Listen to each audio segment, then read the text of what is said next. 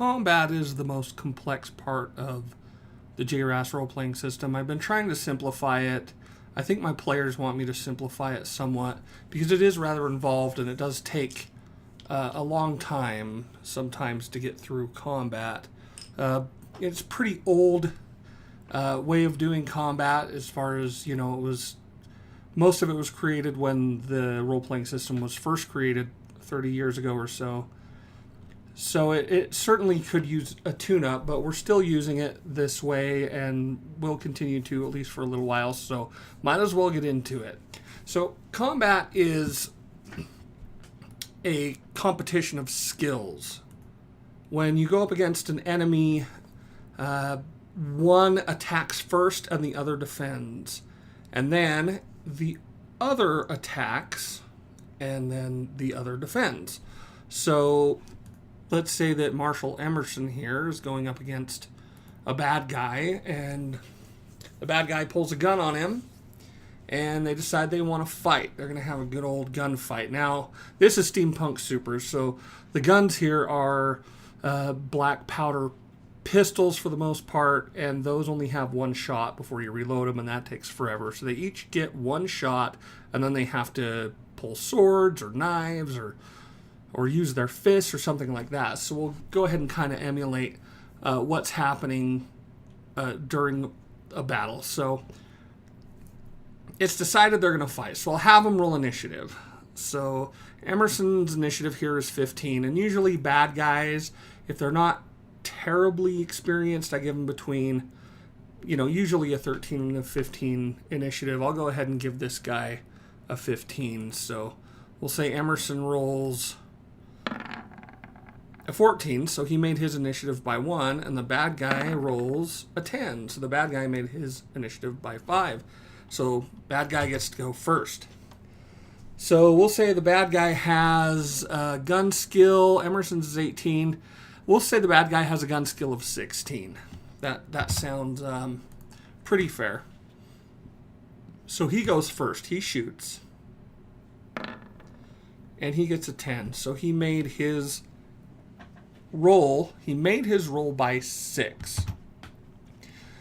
So if you remember before in the first JRAS introductory video, I said that when something is flying through the air at you, you roll dodge. So Emerson's dodge is 16. So in order to dodge this bullet, and he's not seeing the bullet coming through the air and going, oh, I'm going to dodge it like Neo in the Matrix. No, he kind of sees where the guy is aiming and is getting out of the way of that. So he's got a fairly good chance of dodging it. Well, good. He made his dodge by 14. So the bad guy made his shot by 5 or 6, and Emerson made his dodge by 14. So Emerson does not get hit by the bullet. So now it's time for Emerson to fire. And he has an 18 skill, remember.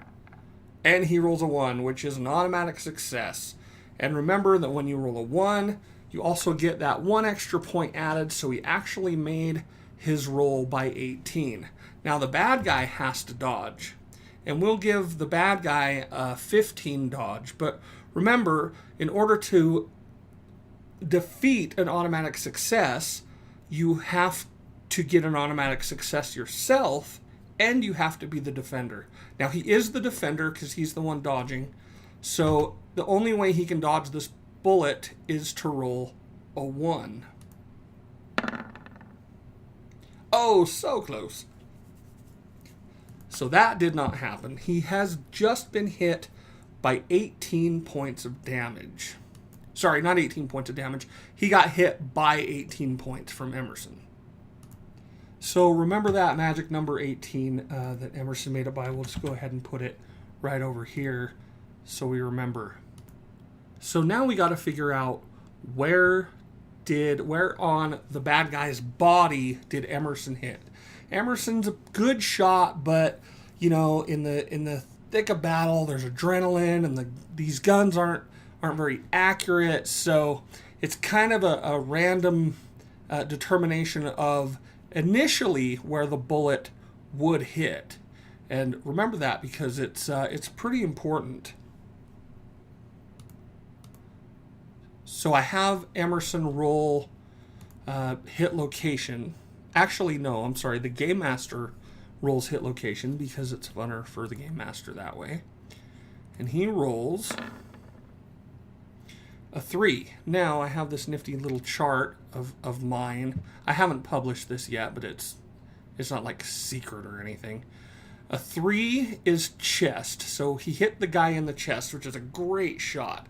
Now he has a couple of options here. Chest is a great shot, but if you hit in the neck or the head, then you do extra damage. So in order to do that, you spend these points over here. Remember that he made it by 18. So he has 18 points that he can spend on various things, and one of them is to move the roll of the hit location. So he can actually spend one of these 18 points and move the hit location to neck and get a bonus in damage. So he decides he's going to do that.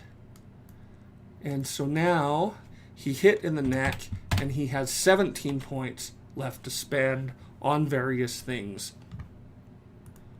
So now we've established he hit the guy and he hit him in the neck. Now what else do we do with this here? Well, if you make your roll overall, after all is said and done, not after you've moved the location, but after you've had your attack and your defense. So we're going by 18 right now instead of 17.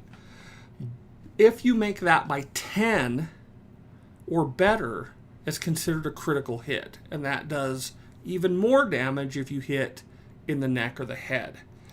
If that's considered, it's called a critical 1. So he has hit the guy in the neck with a critical 1. Now, if you make your roll overall by 20 or better, that's a critical 2, and you give him more points for damage in the neck or head. If it's by 30 or better, which yes, it is possible when you take into consideration all of these points that you can spend both on yourself and against your enemy, that's critical 3.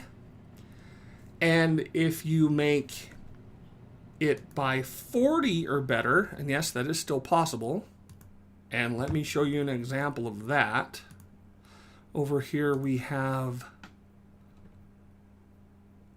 good old Mike Isom, and you'll notice that he has a luck of 32, which means he can spend 16 points on himself and at the same time spend, 12 covert strength against the person he's fighting, or 6 points of outer body luck before the roll. And yes, he has made hits by at least 40. But remember that we are playing Steampunk Supers, and we are playing Emerson, and he has just shot his gun, and he's made it by 18, and then he spent 1 point to move it to neck, and has 17 of those points left. Now, what does he do with these points? Well, he can either add them to his overall damage, and we'll calculate damage in a minute, or if he's having a hard time penetrating the armor of the enemy, he can add it to his gun's pierce rating. And pierce rating is, we'll get to that in a little bit, but pierce rating is basically compared directly with armor value of the armor of what you're shooting. And if you don't beat it by at least 10 points, you don't make it all the way through the armor. So he can add it to pierce rating. Most of the time, it's added to damage. Like 99.9% of the time, they add what's left over to damage. So the way you calculate damage, say for a gun, is, and this is where people sometimes get frustrated, you take the damage, which is 50, and then you add what you made it by, which is 17, so that's 67, and then you add bonuses for any criticals, so that's another 15, So that would be 82. And then you also get an additional 1 dice 20 to add to damage rolls. Whoops.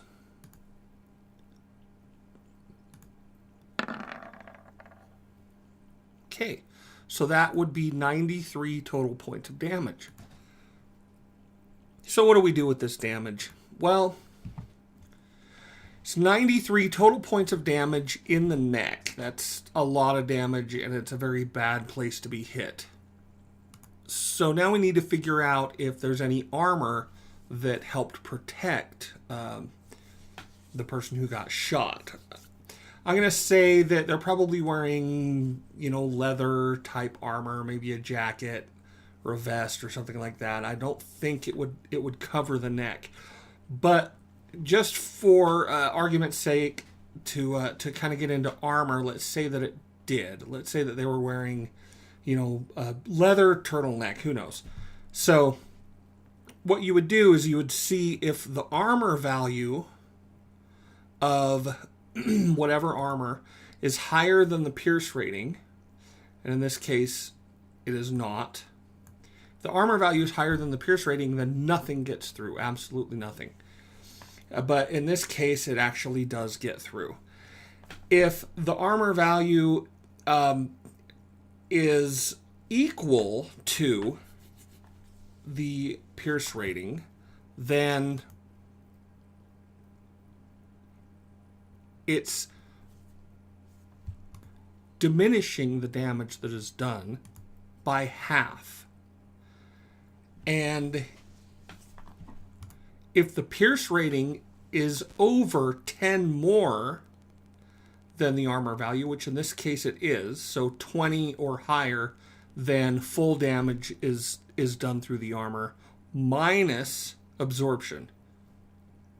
So if half damage gets through or all of the damage gets through, you still subtract absorption from the overall damage done. And the better the armor, the higher the absorption is going to be. So that leaves a total of 89 points of damage that made it through all the armor and into this poor guy who just got shot. Now, what do we do with this 89 points of damage? Well, there aren't any hit points per se like there is in D&D, where you run out of hit points and then you pass out, and then after you're at like minus 10 or whatever, a coup de grace or whatever, you just die. In JRAS, we have something called resistance, which you can see right here, and it is, for this particular character, 11. And here's how resilience works. Every character, when they start out, they get 10 boxes. Now, a box is considered, say, an area of stamina. I actually used to have 10 boxes printed on the character sheets. And whenever the characters would take damage, they would fill in a box or put an X in the box. But the problem was, you would heal and then they'd end up erasing and then putting in X's and erasing, and it pretty much just destroyed that part of the character sheet. So now we just kind of keep track of boxes in our heads, or with spin down dice. I use spin down dice to keep track of boxes of damage done to enemies. And pretty much how it works is you have 10 boxes that you can fill before you start going into criticals. Now, we talked about criticals before. We actually rolled a critical 1. So there are 2 ways you can get criticals. One is you fill up all your boxes, and then all damage after that spills over into criticals. So critical 1, critical 2, critical 3. Or you can make your roll overall by 10 or 20 or 30, and that gets criticals as well. And the criticals kind of stack. So getting a critical by filling up your boxes and having criticals done by the enemy making it by a high amount is really bad for you. And it's also bad for your enemies when they start filling up that way. So how you determine how many boxes were taken is you divide the amount of damage by your resilience. So in this case, it was 89 points of damage that got through, divided by 11 resilience is 8.09. Now you have to fill a box completely for it to count, so it's actually 8 boxes. So if there's a time when, say, somebody hits you and it fills 4.99999 boxes, you've actually only filled 4 boxes. And this is another way where armor can really help you. Even though the absorption's kind of low, even if it takes off 1 point, that could be the difference between, you know, having an extra box filled and not filled. And also, that's another strategy when it comes to spending points is, you know, you could spend a point against somebody's dice roll or spend covert strength after the roll and make it so, hey, they didn't get a critical. You know, maybe they didn't get that extra damage added to because it was a critical and now not so many boxes have been filled. So this single shot would result in 8 boxes being filled and the critical 1 slot being filled. So on the next hit, when Bravestar hits this guy a second time, what's going to happen is he's probably going to do more than 2 boxes. I mean, his base on this is 50, this is, we'll assume that the enemy has the same resilience as Emerson, because 11's actually a little high for average, but for maybe a thug that he would be fighting, it would be about right. So I usually give enemies about a 10 resilience, but for this sake, we'll say it was 11, just because it's easier to, you can just see it on the screen here. So odds are, almost guaranteed, that the next hit is going to fill the guy's boxes, and there is no spillover at this time. There used to be a lot of spillover, but the next hit would fill up the boxes. So then he would have full boxes and a critical 1. So the hit after that, no matter how much damage is done, would be a critical 2. And the hit after that would be a critical 3, and so on and so on. Once you hit critical 4, you're pretty much going to die. You know, very few people even make it to critical 5 before they die. But what happens if he's filled 8 boxes and the guy has a critical 1? Picture it in your mind. Picture 10 boxes, and next to that, maybe 5 critical boxes. And so you have 8 boxes filled and 1 of the critical boxes filled. What if the next hit he makes it by 10, and technically it would be another critical 1 because he made it by 10? Well, what would happen is he would fill the boxes, and the critical 1 box is already full. So that would actually make it a critical 2 instead. If you make it by 10 or 20 or 30 or 40, but that critical box is already full, it spills over to the next highest. So you can see how something like this handgun, or any gun really in a lot of these games, would potentially kill somebody very quickly. It's not going to kill them on the first hit per se, but maybe 2 hits could either kill them or knock them unconscious and they're bleeding out, and all kinds of nasty things happen. So let's go over another example.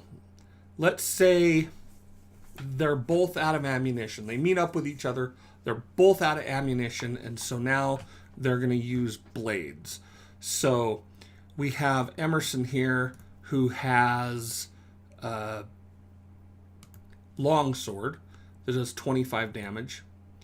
And we'll say that the bad guy has a large knife that does, say, 15 damage. And they're squaring off against each other again. So again, we will roll to see, roll initiative to see who goes first.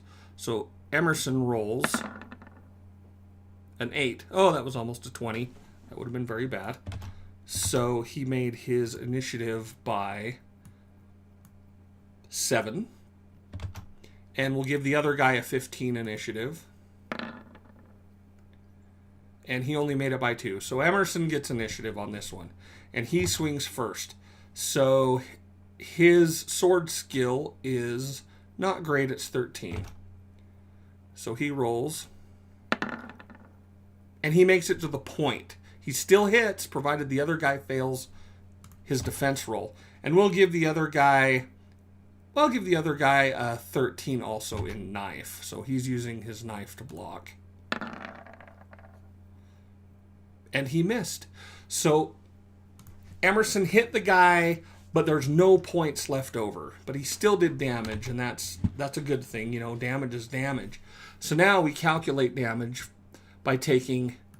Okay, he's using a longsword. It does 25 points of damage, plus what he had left over, which is nothing. So it's 25 plus nothing. But he's using a sword, so he gets to add his strength save. Okay, so that's 32. And he gets to add a 1 dice 20 on top of that. Oh, nice. So that's 50 points of damage. And let's find out where he hit him.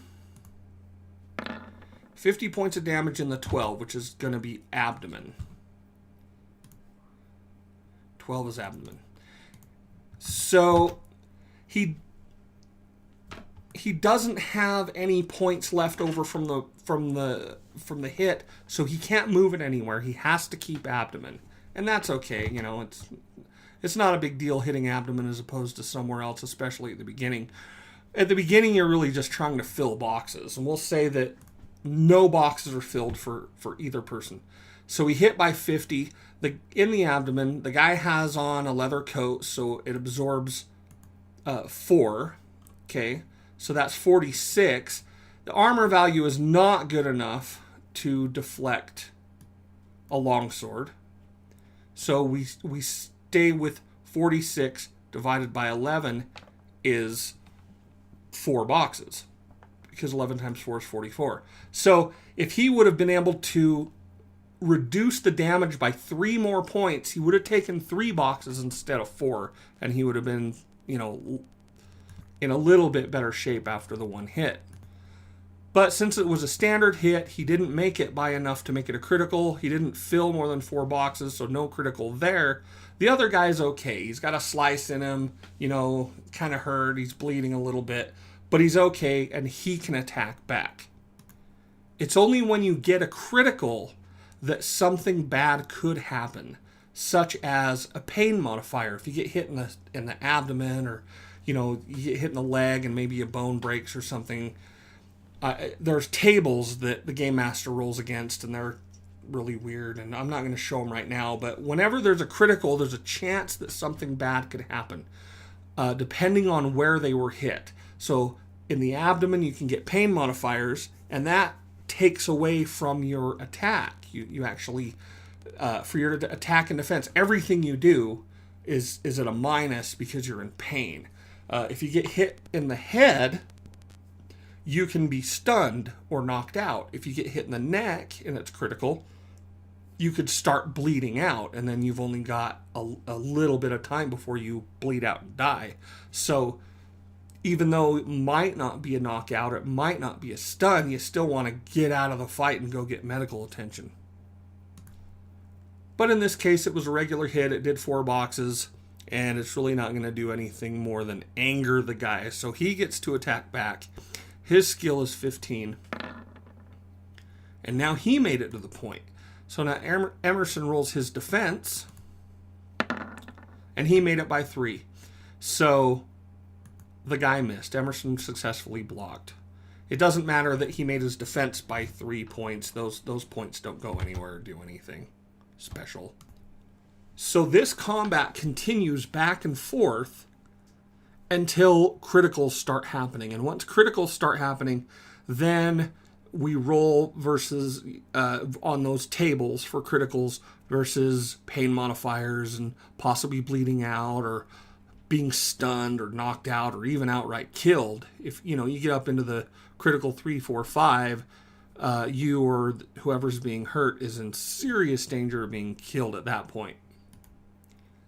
Okay, so now we go into the realm of blunt damage. So if you're being hit with, a fist, or you're being hit with a club, or you're being hit with a table, or somebody, picks up a llama and throws it at you or something that doesn't cut the skin is blunt damage.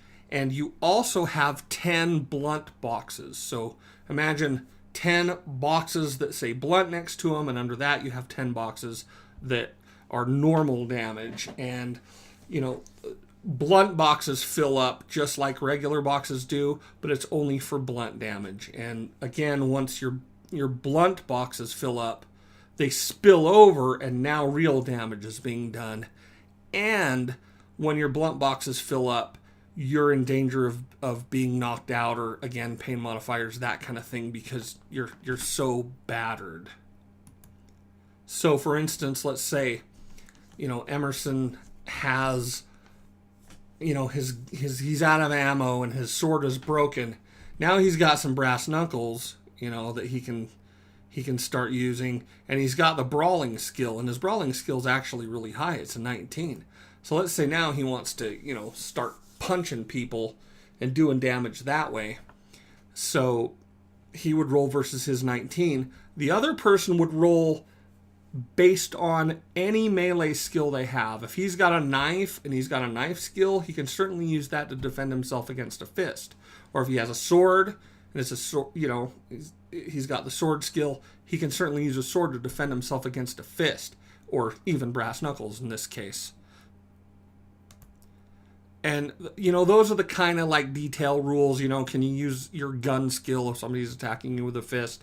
That kind of thing has to be solved during gameplay, because there's a lot of different circumstances under which the answer could be yes or no. But the important takeaway is you really should have 2 fighting skills. One of them should be melee, and one of them should be some kind of missile or distance way of fighting.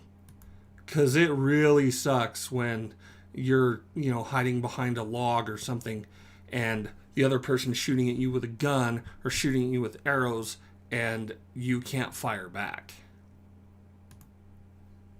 And remember that, while you're fighting, you need to take all this other stuff into consideration, because you've got all these points that you can spend, right? You got to make sure that, oh, wait a minute, that guy only hit me by 1 and I'm on defense. I'm going to spend 1 point so he misses. Or I hit him and he blocked. We tied. And so he's on defense and he blocked me. But if I spend 1 point of covert strength against him or on me, then I hit him. And yeah, I only hit him by 1 point. But, damage is damage, and filling boxes is the key to defeating the enemies. So the last thing in the combat basics that I want to talk about is mastery. So I touched on this before in the first video, but when it comes to skill mastery, you have numbers and you have letters. One of the things that the numbers does is it cancels out negative modifiers. So if he's using his martial art, he's trying to fight somebody off, but he's hanging upside down from a tree because he's tied up by the ankles, I might say, okay, you're at a -5 or a -7 because you're in a weird position, maybe even a -10. And he can go, no, I've got a mastery of 3, so I cancel out 3 of those. So instead of a -5, I'm at a -2. Well, the other thing that you can do with the number in mastery is you can add it to damage, or you can add it to pierce rating. Same as the what you made it by roll. So the formula then becomes, when it comes to calculating damage, it is the damage of the weapon plus what you made it by, whatever that number may be, what you made it by, plus your mastery, if any, plus your strength save if you're using a melee weapon, plus any bonus damage you get for getting a critical, plus 1 dice 20. And that's where people just they don't really like it because you've got to add all this stuff up in your mind as you're going for every hit. So what some of the players do is they'll just add their strength right away. So this guy has a 12 strength and a 40, so he could say, well, this is a 52, and just remember that is adding your strength to it. So that's just one less thing you got to worry about. And then, after all of your damage is added up, then you've got to subtract for the absorption of your armor, and then you have to, you got to check the armor value, make sure it got through, subtract for the absorption of your armor, and then you have to divide the damage done by your resilience. Although I do have a little thing up here you can type in, if somebody does 85 damage to you and you hit enter, it tells you based on your resilience how many boxes were filled. So there's like a mini calculator on board just for that. So those are the basics of combat. Okay, it's a contest of skills. You roll an attack and they roll a defense, and then they roll an attack and you roll a defense. And then if you make it by 10, then that's a critical 1. If you make it by 20, it's critical 2, etc., etc. And then you roll damage, add bonuses, subtract armor, and divide by your resilience. Easy peasy. So that does it for combat basics. In the next video, I think we'll talk about threat.